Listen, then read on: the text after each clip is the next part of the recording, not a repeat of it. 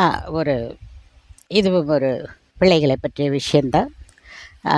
இதுவும் பேப்பரில் தான் பார்த்தேன், நியூஸ் பேப்பரில். திண்டிவனம் திண்டிவனத்தில் ஒரு விவசாய குடும்பம் அவங்க. விவசாய குடும்பத்தில் பையனை படிக்க வைக்கணுன்னு +1 படிச்சிட்ருக்கான் போல இருக்கு பையன். +1 படிச்சிட்டு இருக்கும்போது எனக்கு செல்ஃபோன் வேணும் அப்பான்னு கேட்டிருக்கான் போல. அப்பா அவர் என்ன சொல்லியிருக்காரு, இல்லை ஐயா நீ +2 முடி, உனக்கு வாங்கி தரேன் அப்படின்னு சொல்லியிருக்காரு. உடனே இந்த பையன் போய் பின்னாடி மாட்டு கொட்டாயில் போய் தூக்கு மாட்டி செத்து போயிச்சான். என்ன சொல்கிறது நம்ம? பேரண்ட்ஸு எப்படி தான் சிந்திக்கிறது? பேரண்ட்ஸு திணறடிக்கிறாங்க இப்போ இருக்கிற பிள்ளைங்க எல்லாமே இல்லை. என்ன நினைப்பாங்க? அது கிராமத்தில் இருக்கிறவங்க, ஐயோ குழந்தைங்களுக்கு +1 படிக்கிறான், +1 +2 தான் அதுங்க எதிர்காலம். அவங்க அம்மா எதையாவது ஃபோனு கீனுல போயிட்டா அவங்களும் இப்போ உலகத்தில் இருக்கிற விஷயங்கள் எல்லாம் பார்ப்பாங்க இல்லையா? செல்ஃபோன்லேயே தான் எல்லாம் வருதில்ல. விவசாயிகளாக இருந்தாலும் பார்ப்பாங்க அதெல்லாம்.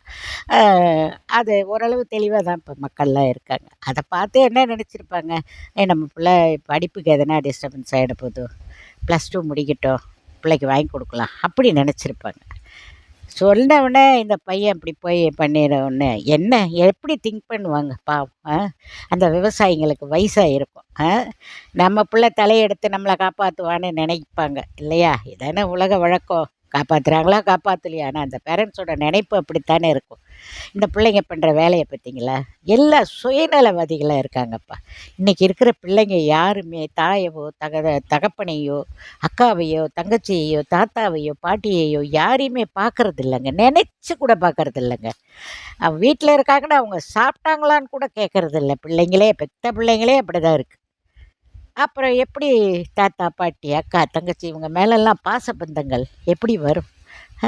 அதெல்லாம் நினச்சி பார்க்கவே கஷ்டமாக இருக்குது. அவ்வளோ நினப்புலேயே மண்ணெல்லி போட்டு அந்த பையன் அந்த மாதிரி பண்ணிட்டான். இது எப்படி நீங்கள் திங்க் பண்ண முடியும்? வாங்கி கொடுத்தா வேறு வழியில் தொல்லை, வாங்கி கொடுக்கலன்னா இந்த மாதிரி பண்ணுறாங்க பிள்ளை. கிராமத்திலே இப்படி இருக்காங்க பிள்ளைங்க. டவுனில் கேட்க வேண்டாம். நம்ம எப்படி தாங்க பெற்றவங்க பாடுதாங்க இந்த காலத்தில் ரொம்ப திண்டாட்டமாக போகுது. உண்மையை சொல்ல போனால் தான் பேரண்ட்ஸ் பாடு தான் திண்டாட்டம். இந்த பசங்கிட்ட எப்படி மூவ் பண்ணுறதுன்னே தெரியறதில்ல. இப்படி போனால் முன்ன போனால் முட்டுது, பின்ன வந்தால் உதைக்குதுங்கிற மாதிரி தான் பிள்ளைங்க இருக்காங்க.